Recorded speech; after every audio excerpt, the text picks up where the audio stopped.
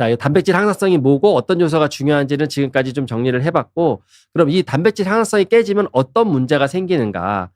이걸 단백질 독성이라고 불러요. 그러니까 단백질이 잘못 접히거나 잘못 뭉치면은 뭐 아까 말했듯이 세포막이나 미토콘드리아가 세포 소기관에 손상을 미치고 세포 안에 신호를 교란시키고 아까 열충격 단백질이나 프로테아좀을 소모시키고 그러면서 이게 굉장히 중요한 게 또 뭐냐면 우리 알츠하이머 치매에 좀 관심 있으신 분들은 아밀로이드란 게 뇌에 쌓여서 알츠하이머가 생기다 이런 얘기 많이 들어보실 거예요. 알츠하이머의 주요 기전 중에 하나가요. 이 아밀로이드가 바로 단백질 독성이에요. 아밀로이드라는 게. 그래서 단백질 독성 때문에 아밀로이드가 뇌에 쌓이면서 알츠하이머 치매의 생성에 영향을 미칠 수도 있고 파킨슨병 역시 뭐 알파신 유클레인이라고 하는 잘못 만들어진 단백질이 쌓이면 문제가 생긴 거냐. 역시 이 단백질 독성과 자가포식 시스템과 관련이 있습니다.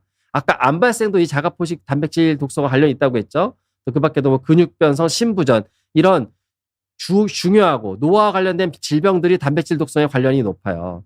그리고 또 하나 요즘에 또 중요한 이 단백질 항상성과 관련된 얘기가 소포체 스트레스, ER 스트레스하고 또는 미접힘 단백질 반응이라고 조금 어떻게 보면 어려운 용어인데 아무튼 쉽게 얘기하면 이 단백질이 생성되고 성숙되고 만들어지는 소포체나 세이관이 있는데 거기에 이제 이 아까 말한 이상한 단백질들이 쌓이면 생기는 반응이에요. 그러면은 막 아무튼 단백질의 새로운 합성도 줄이고 단백질을 막 세포체 밖으로 빼내서 분해하고 이런 일들이 생기고 정 안 되면 세포의 기능이 떨어지고 세포 자연사, 세포가 죽게 돼요.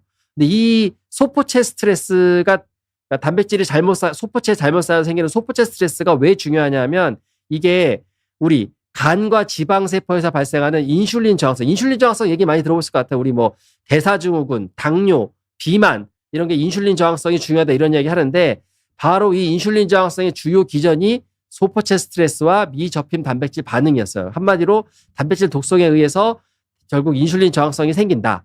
이런 경과성이 있다라고 연구가 된 거예요. 그래서 중요하고 그게 그 그림입니다. 이게 요 그림입니다. 그래서 이런 잘못 생긴 단백질이 생기면은 여러 가지 그 소포체 스트레스와 미접힌 단백질 반응이 생기면서 결국에는 뭐 에이팝토시스, 오토파지 이런 것들이 생기면서 세포 기능이 떨어지고 인슐린 저항성이 생긴다. 이것도 굉장히 중요한 발견이었고 그래서 아직 노벨상을 받지 못하고 노벨상 전달계 레스커상 이것도 받았어요. 그래서 역시 노벨 생리학상 중요한 후보 중에 하나로 여겨지는 분야입니다. 그만큼 중요한 반응이고 그 밖에도 이런 세포에 아무튼 이런 이상한 단백질이 쌓이면 인플라마점이라고 아주 폭발적인 인플라메이션 일으키는 물질이거든요. 이런 것도 잘 생겨요. 그래서 아까 말했듯이 염증은 뭐 여러 가지 우리 몸의 노화라던가 뭐 암 발생 뭐 여러 가지 굉장히 중요하잖아요. 그래서 이런 염증 노화와 염증에 역시 단백질 항상성과 자가포식이 중요하다. 이렇게 간단하게 이해해 주시면 될 것 같고요.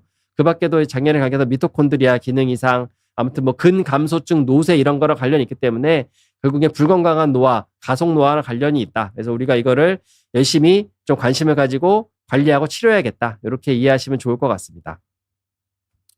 네, 그래서 아무튼 이런 단백질 항상성과 자가포식에 대해서 굉장히 다양한 이제 연구들이 많이 이루어지긴 했어요.